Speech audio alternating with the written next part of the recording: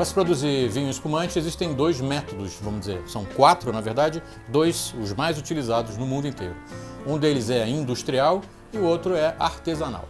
O primeiro deles eu vou falar sobre o método mais artesanal de todos, que é o método champenoise, um método chamado champenoise, feito na região da Champagne, lá na França.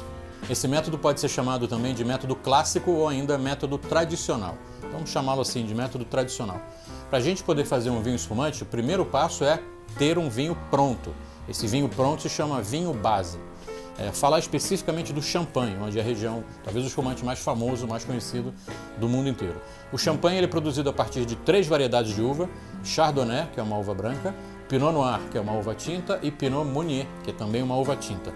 Em regra geral, o champanhe ele é produzido 60% com uva tinta, 40% com uva branca. Você pode perguntar, se ele é feito com uva tinta, por que ele não é tinto? Então, o processo de vinificação do champanhe, do espumante, para fazer o vinho com as uvas tintas, a gente faz um método de vinificação em branco, que se chama.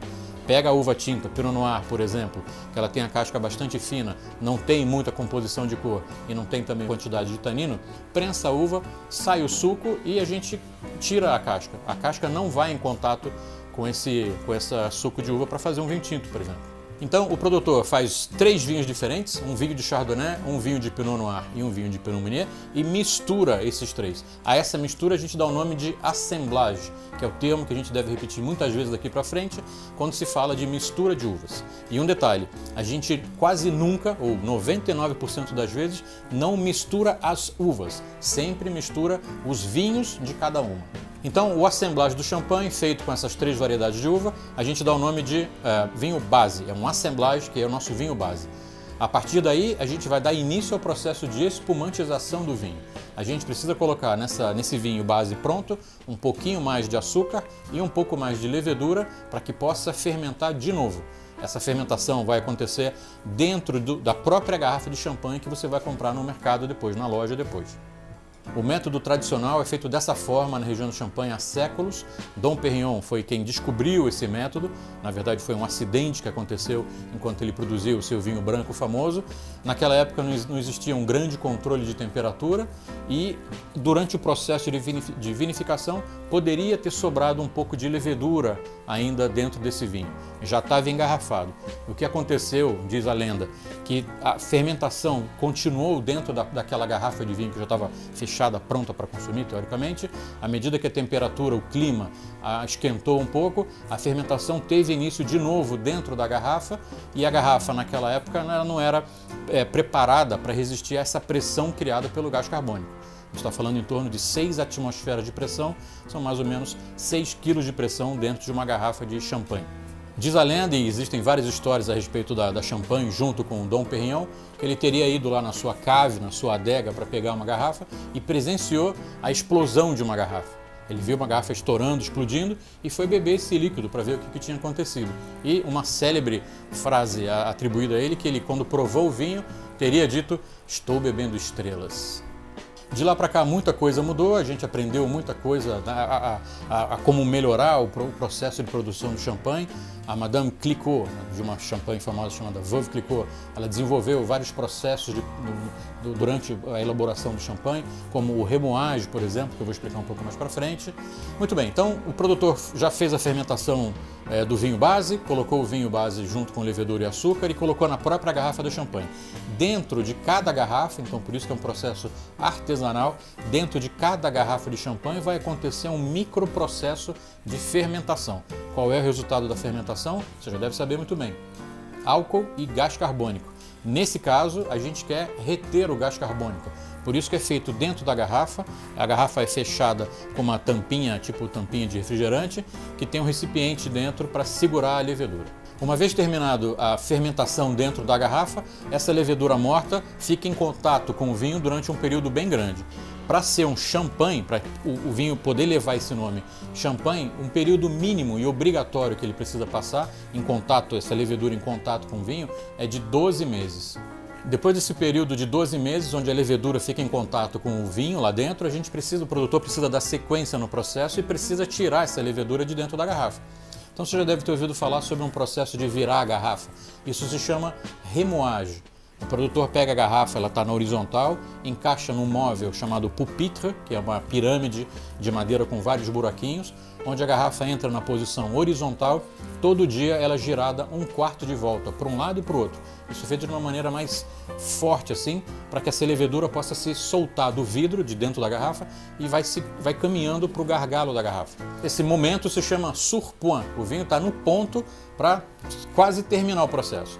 O produtor tira essa garrafa muito delicadamente da pupitre, com ela quase de cabeça para baixo, e precisa abrir essa garrafa para expulsar essa quantidade de levedura que está acondicionada no gargalo da garrafa. Para isso, ele congela apenas a pontinha da garrafa e abre a garrafa com um abridor que provavelmente você pode ter em casa, um abridor de garrafa mesmo. A pressão dentro da garrafa expulsa esse bloco de gelo e a garrafa segue para a linha de montagem, onde ainda vai receber um licor, digamos assim, chamado licor de expedição, que vai dar graduação de açúcar para o champanhe. Você já deve ter visto numa garrafa de champanhe de espumante escrito Brut. Isso é uma das categorias, uma da classificação da quantidade de açúcar que o champanhe ou que o espumante recebe antes de receber a rolha, a gaiola, que é aquele aramezinho que vai em cima da rolha, o rótulo, a cápsula e tudo mais, e todo o packaging da garrafa. Então esse é o processo artesanal de se fazer o champanhe, não só na região da França, pode ser utilizado em qualquer outro lugar do mundo, mas um detalhe, em qualquer outro lugar do mundo pode ser feito igual, só não pode levar o nome de champanhe. Quando a gente fala champanhe, vocês podem dar uma olhada no mapa da França, tem uma área geográfica chamada Champagne, só o vinho que vem dessa área que pode utilizar esse nome no rótulo. O outro método para se produzir vinho espumante é um método mais industrial, vamos dizer, onde se faz mais volume de uma maneira mais rápida. O processo se chama Charmat. Para se fazer esse espumante pelo método Charmat, a gente faz isso num grande tanque de aço inox. Vamos pegar, por exemplo, um dos vinhos mais famosos feito por esse método, que é um vinho italiano chamado Prosecco. O produtor colhe a uva, que antigamente se chamava Prosecco, hoje o nome dela é Glera, transforma essa uva Glera em vinho e a partir daí a gente chama esse vinho de vinho base. Esse vinho base está dentro de um tanque de aço inox que vai receber ali dentro açúcar e levedura em quantidade milimetricamente calculada para que o resultado seja perfeito no final. Os vinhos espumantes, eles geralmente têm teor alcoólico de 12, 12,5. A gente nunca vai encontrar um espumante com teor alcoólico muito mais elevado do que isso. Então o nosso vinho vai começar a fermentar dentro desse tanque de aço inox. O processo é muito mais rápido em relação àquele método tradicional, o método da champanhe. Nesse processo, em até 90 dias do momento da colheita da uva, o vinho está pronto. Então a gente consegue beber um vinho espumante mais leve, mais frutado, mais fácil de beber e de custo muito mais acessível. Outra diferença importante entre os dois métodos, o método Charmat e o método Champenoise, o método Charmat a gente consegue fazer mais volume de uma vez só, chegando no final a ter um preço muito mais acessível. Já no método Champenoise, no método tradicional, por conta do grande envelhecimento que o vinho precisa ter na garrafa, para ganhar mais complexidade, mais corpo, mais estrutura, acaba ficando um pouco mais caro. Vou explicar então o passo a passo do método Charmat, que se faz o vinho Prosecco, por exemplo, e entre outros vinhos mais leves. O produtor tem o vinho base, fermentado lá no tanque de aço inox, 90 dias mais ou menos o vinho está pronto. Depois que ele sai do tanque de aço inox, ele já é sempre pressurizado dentro desse tanque de aço inox até o processo final de engarrafamento, passa por placa de microns, é logo engarrafado, recebe também, antes de se colocar a rolha, recebe o licor de expedição, que é aquele licor que vai dar graduação de açúcar.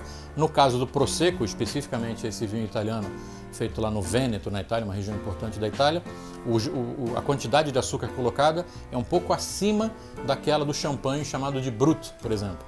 No caso do Charmat, geralmente utiliza-se a classificação Extra Dry. A gente não pode fazer a tradução literal de Extra Dry para Extra Seco, porque na verdade ele recebe um pouco mais de açúcar em relação àquele Brut da champanhe. Então aquele seria levemente suave, tornando o vinho muito mais fácil de degustação. Para finalizar, falar um pouco do período de envelhecimento do champanhe, voltando a falar do método tradicional champenoise, feito lá na região da Champagne, na França, ou em qualquer outro lugar do mundo que não leve esse nome champanhe. O champanhe, depois de pronto, ele tem um período mínimo de envelhecimento, que eu falei de 12 meses, podendo chegar a 15 meses. Se a gente fizer um champanhe safrado, que tem o ano em que a uva foi colhida, um champanhe com safra, esse processo é um pouquinho diferente. O período de envelhecimento dele é um pouco mais longo. Então existem champanhes muito famosos que, além desse período obrigatório de 12 meses, continuam por vários anos em contato com a levedura. Alguns ficam até 7 anos em contato com a levedura. deixando um champanhe cada vez mais intenso, saboroso, encorpado, com muitas camadas assim de aroma durante a degustação, e também vai ficar um pouco mais caro, né? No método Charmat, ao contrário, a ideia é produzir um vinho fresco, jovem, para ser bebido relativamente rápido. Então, não é um vinho de longo envelhecimento antes de chegar no mercado, e também não deveria ser, uma vez que você compra esse vinho para beber logo no momento. Muito bem, essa foi a aula de vinificação, falando especificamente sobre vinhos espumantes. Na próxima aula eu vou falar sobre vinhos doces e vinhos fortificados. Espero você lá!